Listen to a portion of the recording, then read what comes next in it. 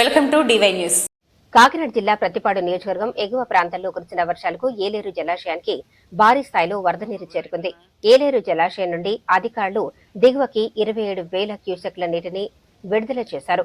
MLA Satyaprabha, అధికారులు, NDA శ్రేణులతో కలిసి నీటిని విడుదల చేసిన ఏలేరు గ్యాప్ నంబర్ 3ని పరిశీలించారు. ప్రస్తుత ఎగువ ప్రాంతం నుండి వస్తున్న వరద పరిస్థితిని ఎమ్మెల్యే అధికారులను అడిగి తెలుసుకున్నారు.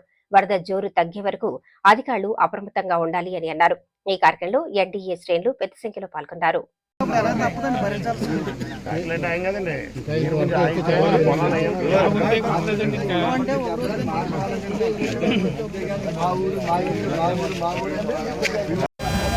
అందరికీ నమస్కారం. గత వారం 10 రోజులుగా కురుస్తున్న భారీ వర్షాలకి మనకి ఎగువ ప్రాంతం నుంచి దగ్గర అల్లూరు సీతారామరాజు జిల్లా, వైజాగ్, విజయనగరం జిల్లాల నుంచి పైనుంచి ఎగువ ప్రాంతం నుంచి భారీ స్థాయిలో నీరు చేరుకోవడం వల్ల మన ఏలేరు జలాశయం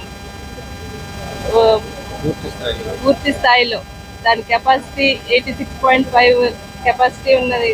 ఇదైతే ఇప్పుడు పూర్తి స్థాయిలో దగ్గర నిన్న రాత్రి వరకు 86.3కి వచ్చింది. ఇప్పుడు కొంచెం 85 వచ్చిందని చెప్తున్నారు.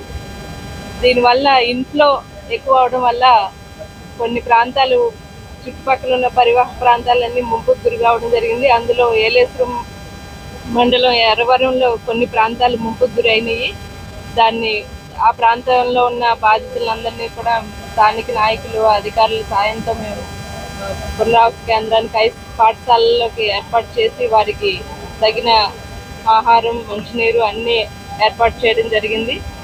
అదేవిధంగా అప్పనపాలెం బ్రిడ్జ్, ఏలేశ్వరం నగర పంచాయతీలోని అప్పనపాలెం బ్రిడ్జ్ గత 4.5 సంవత్సరాల క్రితమే అది కూలిపోవడం జరిగింది. దాని మీద కూడా వాటర్ బాగా నీరు చేరుకోవడం వల్ల అప్పనపాలెం గ్రామ ప్రాంత ప్రజలకు కూడా కనెక్టివిటీ తగ్గిపోయింది. దానికి కూడా మనం నాయకులు, అధికారుల సాయంతో ఆ ఊరి అప్పనపాలెం గ్రామ ప్రజలందరికీ కరెంట్ అయితేనేమి, వారి స్కూల్కి వెళ్ళే పిల్లలకి బస్సు సౌకర్యం కూడా కల్పించడం జరిగింది.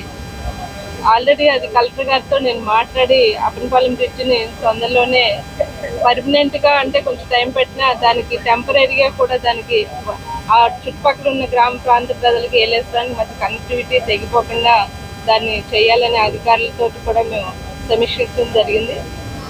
అదేవిధంగా తిమ్మరాజ్ చెరువు, ఈ ఏలేరు జలాశయం ఇంట్లో పెరగడం వల్ల తిమ్మరాజ్ చెరువు దగ్గర ఉన్న అది కూడా సర్ప్లస్ కాకుండా ఇసుక బస్తాలు వేసి దాని చుట్టుపక్కల ఉన్న పంట పొలాలు అయితేనే ప్రాంత ప్రజలకి ముంపు గురి కాకుండా అందాగా దాన్ని ఇసుక బస్తాలతో దానికి ఆఫ్ చేయడం జరిగింది. మా ప్రభుత్వం అధికారంలోకి వచ్చిన తర్వాత ఈ పంట పొలాలు పుడికితీతలు, కాలువలు పుడికితీతలు చేయడం వల్ల ఈ వరద ముంపు నుంచి కొద్దిగా మేము భారీ స్థాయిలో ముంపు గురి కాకుండా ఉపశమనం కలిగించాం. అదేవిధంగా ఇప్పుడే నేను అధికారులతో కూడా మాట్లాడి ఈ ప్రతి దానికి సంబంధించిన అగ్రికల్చర్ అయితేనే దానికి సంబంధించిన అన్ని అధికారులతో మాట్లాడి దీని పంట నష్టం అయితేనే ముంపు ప్రాంత ప్రజలు ఆ ఏరియాలో ఉన్న నష్టం అన్నిటినీ కూడా ఒక నివేదిక తయారు చేయమని కోరడం జరిగింది. దీనివల్ల ఇప్పటికీ కొంచెం ముందు జాగ్రత్తలు తీసుకోవడం వల్ల ఎటువంటి ప్రాణ నష్టం జరగలేదు. అన్నిటినీ కూడా మేము అందరి నాయకులతోటి, అధికారులతోటి సమీక్షించి అందరూ జాగ్రత్తగా ఉండాలి అని ముంపు గురైన బాధితుల్ని అందరినీ కూడా ముందుగానే జాగ్రత్తగా పునరావాస కేంద్రాలకు ఏర్పాటు చేసాం. ప్రస్తుతానికైతే ఎటువంటి ఇబ్బంది లేదు.